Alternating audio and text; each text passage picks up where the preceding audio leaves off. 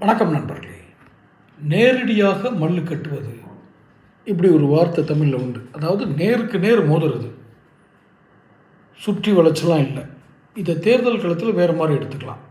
ஒவ்வொரு கட்சியும் தன்னுடைய கட்சி சார்பாக ஒரு வேட்பாளரை நிறுத்தி எதிரணியை களங்கடிப்பது, திணறடிப்பது, ஜெயிக்க வைக்கிறதுக்கு முயற்சி பண்ணுறது செய்வாங்க. இப்போ திமுகவுக்கும் விஜய்க்கும், ஏன்னா ஒவ்வொரு கூட்டத்திலையும் பேரை குறிப்பிட்டு, அந்த கட்சியினுடைய பேரை குறிப்பிட்டு, நீ தான் எனக்கு எதிரி அப்படின்னு இந்த விஜய் சவால் விட்டார். இனி இவங்களுக்கு வேறு வழியே இல்லை திமுகவுக்கு. இவருடைய அந்த வார்த்தையின் செல்வாக்கை உடைக்க வேண்டும்.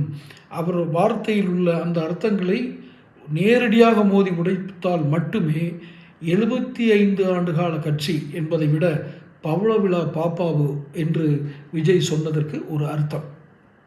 அந்த பவள விழா பாப்பான்னு அவர் யாரை குறிப்பிட்டார்னா உதயநிதியை. இது எல்லாத்துக்கும் தெரிஞ்சது. ஏன்னா அவர் ஸ்டாலினை போய் பாப்பான்னு சொல்ல முடியாது. பவள விழா பாப்பான்னா அது உதயநிதி தான்.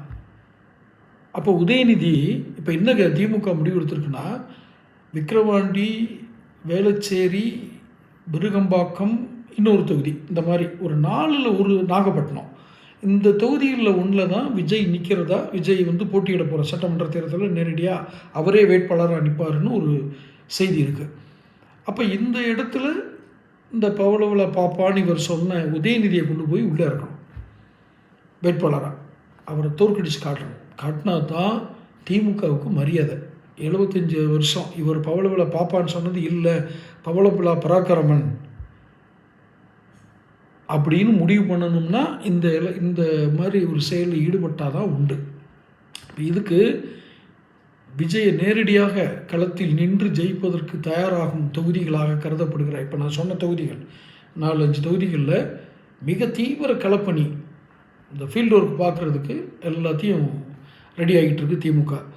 ஒரு பக்கம் விஜய் சவால், இன்னொரு பக்கம் புலனாய்வு அமைப்புகள் செய்யும் காரியங்கள், நீதிமன்றங்களுடைய அழைப்புகள் என்று இன்னொரு பக்கம் காத்திருக்கிறது.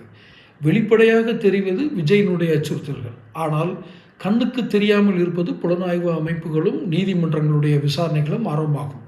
இப்படி பல்முனை தாக்குதலுக்கு உள்ளாகிற திமுக அட்லீஸ்ட் இந்த விஜய் நிற்கிற தொகுதியில் நாங்கள் நிற்கிறோன்னு சொல்லி இந்த செய்தியை பரப்பி தொண்டர்களுக்கு உற்சாகம் கொடுப்பது, அல்லது நாங்கள் இந்த மாதிரி சின்ன கட்சிகளுக்கெல்லாம் பயந்த ஆள்லேன்னு காட்டுறது, இந்த 2ல் ஒரு வேலையை அவங்க பார்க்கணும்னு நினைக்கிறாங்க.